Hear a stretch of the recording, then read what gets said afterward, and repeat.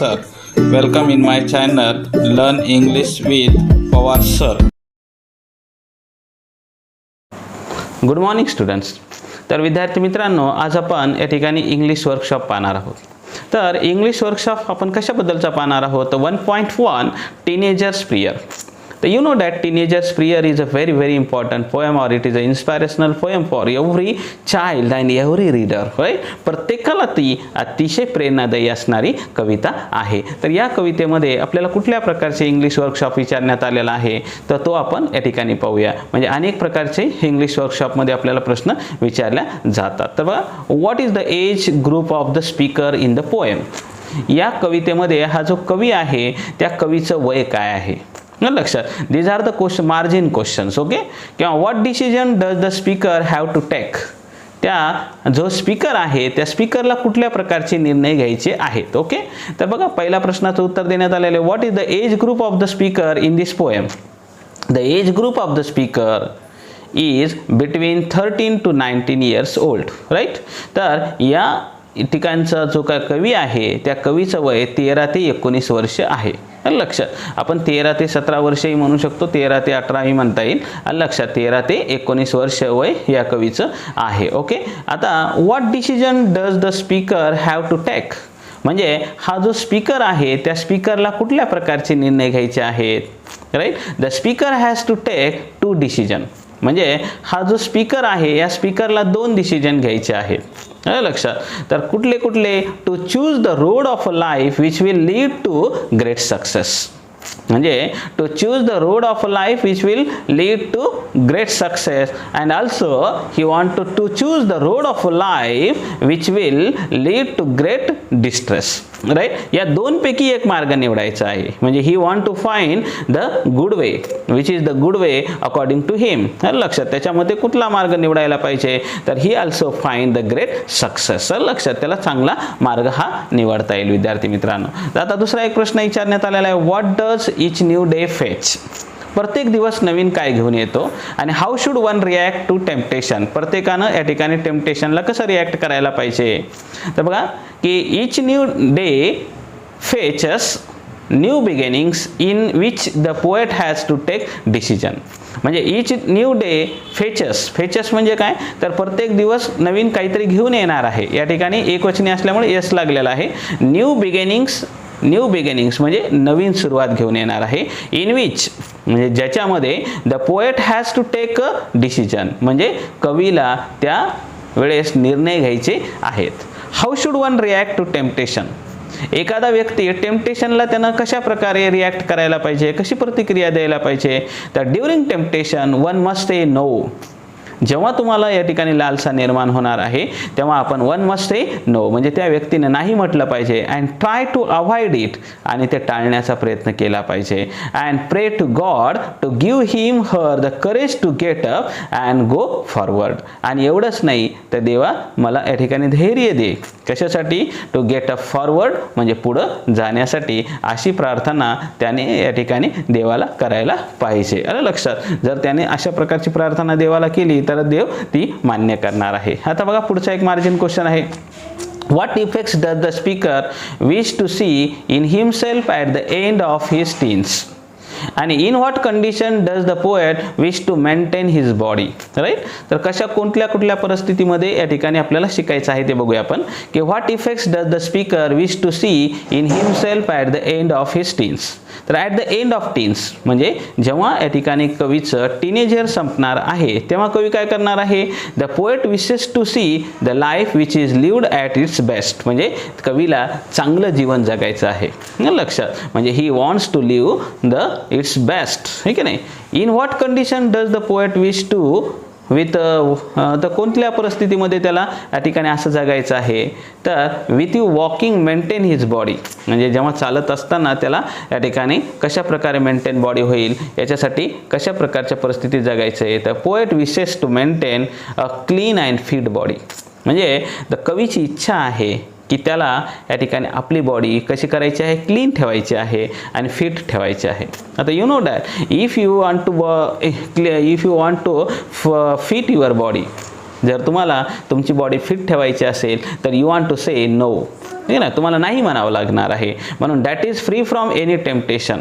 If you will not find the temptation in your life then your body will be clean and fit, right. तर आपलं body clean राहणार आहे. म्हणून that is free from any temptation because temptation comes in the way when the poet grows up. म्हणजे जेव्हा आपण या ठिकाणी वाढतो, आपण मोठं होतो, तेव्हा आपल्या मनामध्ये लालसा निर्माण होत असते, ठीक आहे नाही. When temptation come in our life when we grow up, ठीक आहे नाही. जेव्हा वाढतो, मोठे होतो, ठीक आहे नाही, आपण निर्णय घेऊ शकत नाही. आपल्याला कधी कधी निर्णय घेता येत नाही. कुठली गोष्ट चांगली आहे आणि कुठली गोष्ट वाईट आहे हे आपल्याला कळत नाही. तेव्हा आपण निर्णय घेताना चुकतो आणि निर्णय चुकले की आपण या ठिकाणी काय होत असतं, आपलं लाईफ ग्रेट सक्सेसच्या ऐवजी ग्रेट डिस्ट्रेसकडे जातं, म्हणजे दुःखाकडे जात असतं. ओके, तर बघा पुढचा क्वेश्चन आहे, whose company does the poet wish for in the walk of life. म्हणजे जीवनाच्या मार्गावर चालत असताना कवीला कोणाची संगत पाहिजे आहे.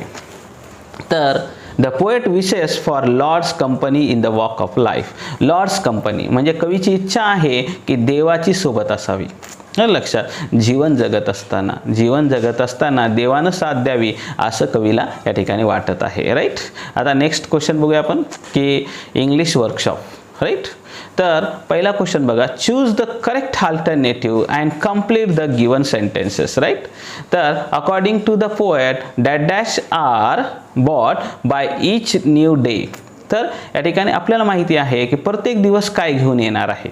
तर प्रत्येक दिवस आपल्यासाठी एक न्यू बिगिनिंग घेऊन येणार आहे. प्रत्येक दिवस काय घेऊन येणार आहे, न्यू बिगिनिंग घेऊन येणार आहे. म्हणजे याचा अर्थ आपण इथं उत्तर काय लिहिणार आहोत, new beginning. Okay, we must decide to take the road which leads to dash dash. म्हणजे आपल्याला कुठले मार्ग निवडायला पाहिजेत, तर we want to great success, म्हणजे यशाकडे जाणारी मार्ग आपल्याला निवडायचे आहे. The poets prays to the Lord.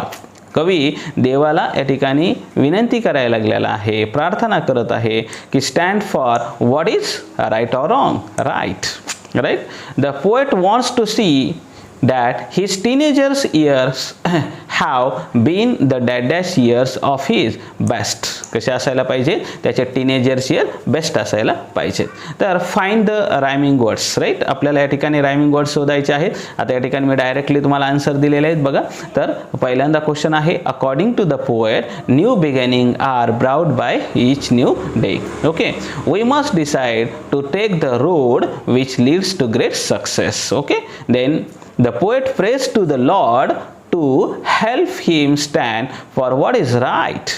And the poet want to see that his teenagers have been the best years of his life. Okay, that this is the question. The next question, find and write the pairs of rhyming words. Rhyming words होता या ठिकाणी. तर make, take, success, distress, see, me, way, day and see me. It is a repeated. Okay, तर what is the rhyming scheme of the poem? या कवितेची rhyming scheme काय आहे, the rhyming scheme of the poem is ABCB. ABCB. Okay, तर ही गोष्ट मी तुम्हाला सांगितलेलीच आहे. आता बघा या ठिकाणी आणखीन एक क्वेश्चन आहे, match the lines in a column A with a column B.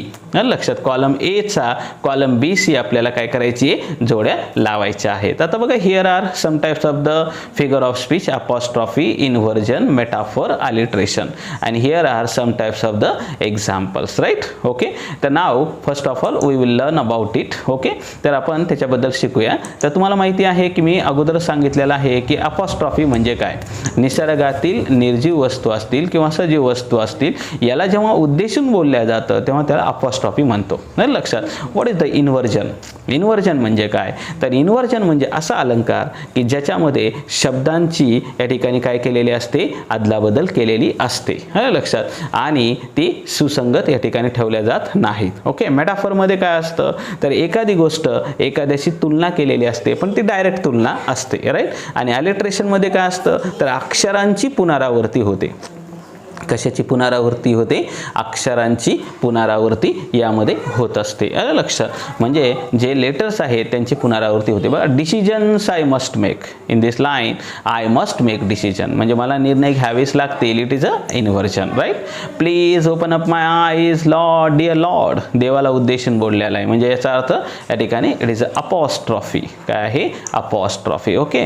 Travel down the darkened road, D D, darkened road, darkened road, आहे की नाही? Down the darkened road, it is a alliteration. Okay. Next, I can choose to take the road of life, म्हणजे मला असं जीवन निवडायचं आहे की road of life म्हणजे रस्त्यासारखं, आहे की नाही? रोड ऑफ लाईफ, लाईफ आणि रस्ता यांची तुलना एकासोबत करण्यात आली. म्हणजे दोन्ही गोष्टी कशा येतात? एकच आहेत. ते वेगवेगळ्या आहेत का? नाही येतात. म्हणजे बघा, alliteration is the occurrence of the sound beginning of words and phrase, म्हणजे जे काही साऊंड असते त्या साऊंडमध्ये रिपिटेशन असतं. Sentence and such as that life is lived, it's a very best. बघा, life and lived. Okay, and find out the example from the poem of alliteration. तर alliterationचे आणखीन काही उदाहरणं तुम्हाला कवितेमधून शोधायला सांगण्यात आलेले आहेत विद्यार्थी मित्रांनो. तर बघा, या ठिकाणी सुद्धा उत्तर दिलेलं आहे.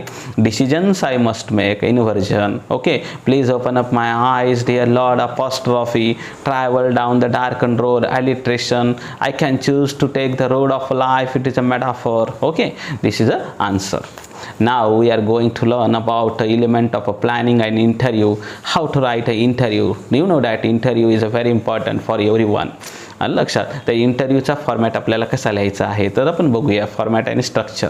तर format and structure, the format should consist of the name of interview. म्हणजे फर्स्ट ऑफ ऑल आपल्याला काय लिहावं लागणार आहे तर नेम ऑफ द इंटरव्ह्यू, म्हणजे जो इंटरव्ह्यू घेणार आहोत त्याचं नाव, अँड इंटरव्ह्यूअर, राईट? ज्याचा इंटरव्ह्यू घ्यायचा आहे त्याचाही नाव लिहावं लागणार आहे. Other details of the topic, हे की नाही? अदर डिटेल्स लिहावे लागणार आहेत. म्हणजे टॉपिक असणार आहे व्हेन्यू. व्हेन्यू म्हणजे काय? ठिकाण. डेट आणि टाईम, कधी आपला इंटरव्ह्यू होणार आहे त्याची वेळ लिहावा लागणार आहे. आणि साईज आणि लेंथ कसं असणार आहे तर 10 to 15 क्वेश्चन या ठिकाणी त्याच्यावर रिलेटेड असणार आहेत. ओके. तर बघा, एखादा इंटरव्ह्यू आपण कसा घ्यायचा आहे आपल्याला या ठिकाणी देण्यात आलेला आहे. संवाद सुद्धा तशाच प्रकारचा प्रश्न देण्यात आलेला आहे. दोन्हीवरही आपण इंटरव्ह्यूचे फॉर्मॅट बघूया. ओके.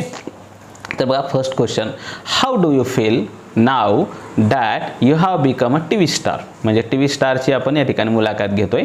तर how do you feel now, तुम्हाला आता कसं वाटतंय की that you have become a T star, आता तुम्ही टी स्टार झालायत म्हणून, right? Why did you decide to participate in the reality show, तुम्ही रियालिटी शोमध्ये पार्टिसिपेट करण्याचं का ठरवलं? Okay. How did you apply for it, तुम्ही त्याच्यासाठी अर्ज कसा केला? हू इज युअर गुरु, तुमचा गुरु कोण आहे?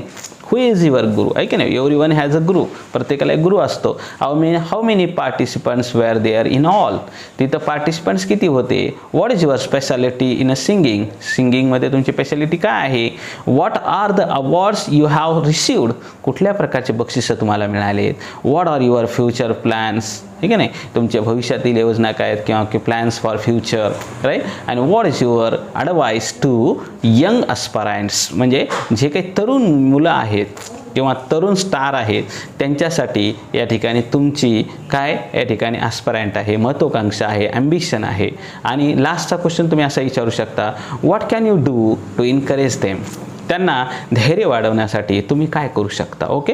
तर these are the questions are very very important for every interview. You may ask this question for interview. लक्षात, तुम्ही इंटरव्ह्यूला विचारू शकता. तर या ठिकाणी टायटल आहे. ओके. आता इथं सुद्धा आपल्याला 7वा प्रश्न देण्यात आलेला आहे, read the poem and write appreciation. तर विद्यार्थी मित्रांनो, हा राईट अप्रिशिएशनचा जो क्वेश्चन आहे तो मी अगोदरच या ठिकाणी समजून सांगितलेला आहे. ओके. आता आपण या ठिकाणी पुढच्या 7 आणि 6, 8 नंबरच्या क्वेश्चनकडे डायरेक्टली जाणार आहोत.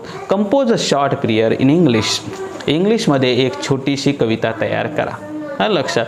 Asking God to guide you to teenage years, म्हणजे देवाला अशी विनंती करा की मला या ठिकाणी काय कर, मदत कर. Later, you can even try to make a lines rhyme to give a poetic action. तुम्ही पोएटिक फॉर्ममध्ये या ठिकाणी लाईन देऊ शकता आणि त्याला रायमिंग स्कीमही देऊ शकता. बघा, oh God bless me with friends, Oh God, bless me with friend with the purest heart, who will always stand by me in dark and dust. Let our friendship grow clean and right, my future bright will be in my sight. Okay, तर this is the poem. You may make your own poem. तुम्ही सुद्धा तुमची स्वतःची कविता करू शकता विद्यार्थी मित्रांनो. आता लास्टचा एक क्वेश्चन आहे की look around in your vicinity, म्हणजे तुमचा शेजारच्या भागामध्ये बघा. लक्षात युअर फॅमिली फ्रेंड्स, लक्षात तुमचे जे मित्र आहेत त्या मित्रांकडे लक्ष द्या. Your family friends neighbours classmates etcetera and write about any 4 teenagers.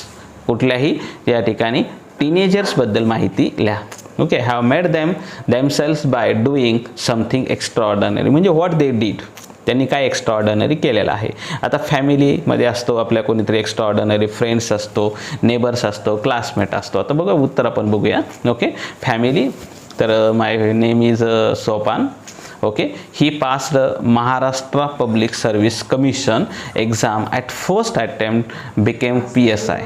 लक्षात, he passed Maharashtra Public Service Commission, म्हणजे MPSC मध्ये तो पास झाला आणि he became a PSI. Okay, आता फ्रेंड्स कोण आहे? JS. My friend is a JS, right.